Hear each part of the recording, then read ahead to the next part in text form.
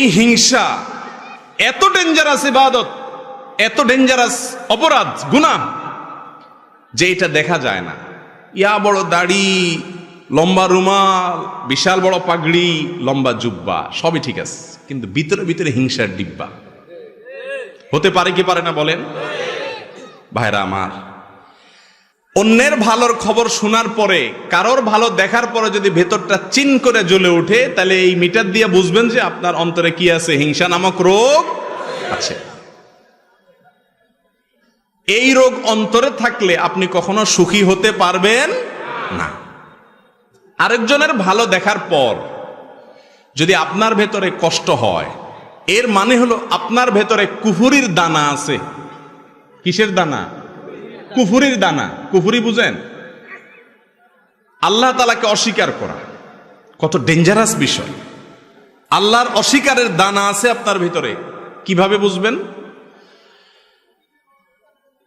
আল্লাহ রাব্বুল আলামিন যদি ওনাকে কোনো ভালো কিছু দেয়, অনেক ভালো কিছু দিলেন, এটা দিছে কে? আল্লাহ। আপনার যদি জ্বলে, আপনার যদি কষ্ট হয়, আপনার ভেতরে যদি অস্থিরতা লাগে, পেরেশানি লাগে, চিনচিন করে, হিংসা হয়, তার মানে আল্লাহর যে ফয়সালা, আল্লাহর যে বন্টন, আল্লাহ যে তাকে দিয়েছেন, আপনি আল্লাহর এই ফয়সালাকে মানতে পারতেছেন না। এটা এক প্রকারের অস্বীকৃতি না? এই জন্য বললাম, হিংসা এই রোগটি মূলত মানুষের অন্তরে কুফুরির দানা থেকে সৃষ্টি হয়। আমরা হয়তো খেয়ালও করি না, সবাই কম বেশি রোগের রোগী। সৃষ্টি জগতে প্রথম অপরাধ কি হয়েছে জানেন? গোটা সৃষ্টি জগতে আল্লাহর প্রথম নাফরমানি কোনটা হয়েছে জানেন? কোন গুনাহটার প্রথম হয়েছে বলতে পারেন কেউ? হিংসা দিয়ে যেহেতু আলোচনা করতেছি, অতএব এটাই হবে। চালাক আছেন আপনারা? হ্যাঁ ভাই, আল্লাহ সৃষ্টি জগতে সর্বপ্রথম অপরাধ সেটা হলো এই হিংসা। মিস্টার ইবলিস যখন আল্লাহ তাআলা তাকে সিজদা করার নির্দেশ করলেন আদমকে, তার ভেতরে কি হয়েছে? হিংসা হয়েছে। খলাকতানি মিন নার ওয়া খলাকতাহু মিন তিন। তাকে মাটি থেকে তৈরি করছেন আল্লাহ, তাকে আমি সিজদা করব, এত মর্যাদা মাটির। হিংসা হয়েছে। এই হিংসার পরবর্তী গুনাহটা হয়েছে তাকাব্বুর, অহংকার। সেখান থেকে হয়েছে কুফরি। হিংসার মতো অপরাধ, যেটাকে আমরা অপরাধ মনেই করি না, জেনাকে অপরাধ মনে করি, চুরিকে অপরাধ মনে করি, মাদককে অপরাধ মনে করি, নামাজ ছাড়াকে অপরাধ মনে করি, বেপরদাকে অপরাধ মনে করি, গালিগালাজকে অপরাধ মনে করি, মানুষ হত্যাকে অপরাধ মনে করি, কারণ এগুলো সব দৃশ্যমান। কিন্তু হিংসা নামক অপরাধ, যে অপরাধ ছোট কোনো অপরাধ নয়, আমল বিনাশী অপরাধ, সেটাকে আমরা অপরাধ মনে করি না।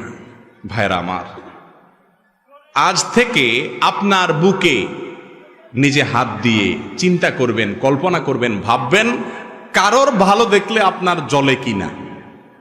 পারবেন না ইনশাআল্লাহ? যে যদি দেখেন যে হ্যাঁ কারোর ভালো দেখলে আপনার ভেতরে জ্বলে, তাহলে বুঝতে হবে আপনার ভেতরে হিংসা আছে। এটাকে নোট করে ফেলবেন। নোট করার পর প্রতিজ্ঞা করবেন যে এই হিংসা আমি দূর করব। দূর করা ভেরি ইজি। রোগ ধরাটা হলো মূল।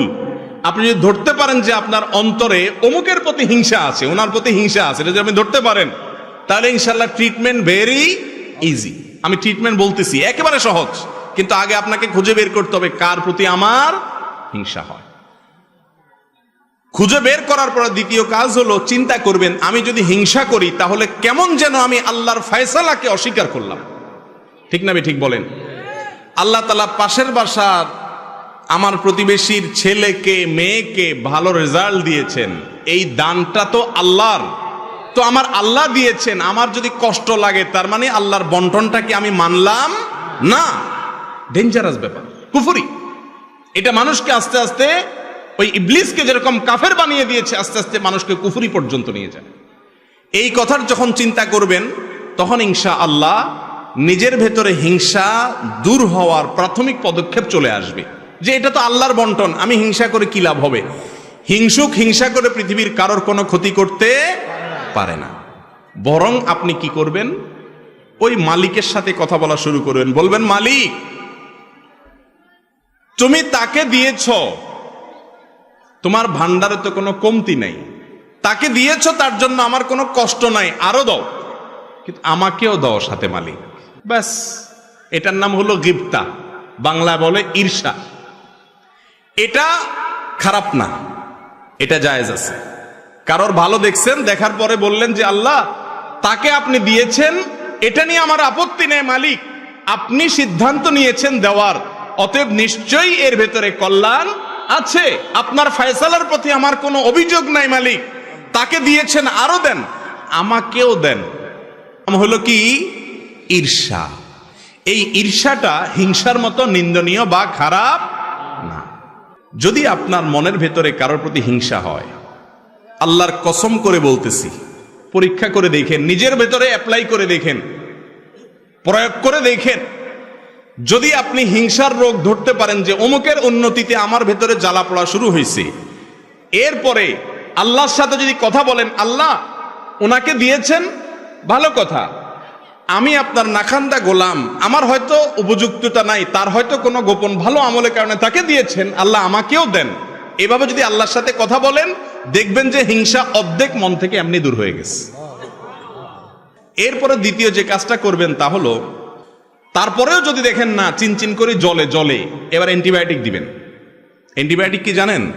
অ্যান্টিবায়োটিক হলো নিজের প্রতি নিজের সংগ্রাম। এবার এটাকে বলে আত্মসংগ্রাম।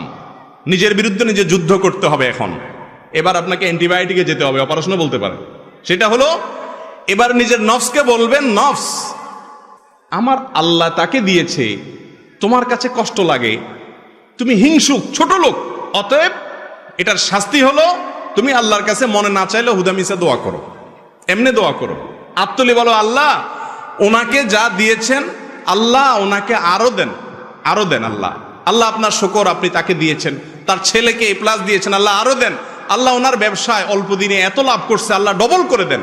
মনে চাবে না, কিন্তু মনের বিরুদ্ধে মুখে আল্লাহর কাছে কি করবেন? এটা বললে আপনার ভেতরকার যে প্রবৃত্তি, আত্মা, নফস, এই নফস রুসওয়া হবে, বেইজ্জত হবে, লাঞ্ছিত হবে, এবং ইনশাআল্লাহ হিংসা থেকে সে আস্তে আস্তে সরে আসবে। শয়তান তখন বলবে, ছেড়ে দে মা, কেন্দে বাসি। কারণ এই লোক উল্টা বরং যার প্রতি হিংসা হয় তার জন্য দোয়া করা ধরছে। তার জন্য যদি দোয়া করা ধরে, শয়তান চিন্তা করবে যে এই লোক তো উল্টা বরং আরো তার অন্তরটাকে প্রশস্ত করতেছে। ইমানদারের মন কখনো সংকীর্ণ হতে পারে না, কিন্তু আজ আমাদের মনগুলা সব ছোট, ঠিক না বে ঠিক? মুমিন বড় মনের হতে হবে। কিসের হতে হবে? বড় মনের হতে হবে। আল্লাহ তাআলা আমাদেরকে তৌফিক দান করুন।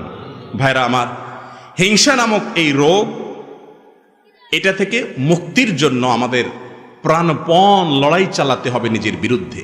কারণ গুপ্ত ঘাতক হিংসা। এটা কি? গুপ্ত ঘাতক। ধূমপান, এটাকে বলা হয় গুপ্ত ঘাতক। মাদক গুপ্ত ঘাতক, তামাক গুপ্ত ঘাতক, ভেতরে ভেতরে মানুষকে শেষ করে দেয়। ক্যান্সার গুপ্ত ঘাতক। ঠিক তেমনি ভাবে একজন ইমানদারের জন্য, তার আমলের জন্য, তার ইমানের জন্য গুপ্ত ঘাতক হলো হাসাদ বা হিংসা। আল্লাহ তাআলা আমাদের সবাইকে, আমাদের অন্তরগুলোকে পরিষ্কার করার তৌফিক নসিব করুন।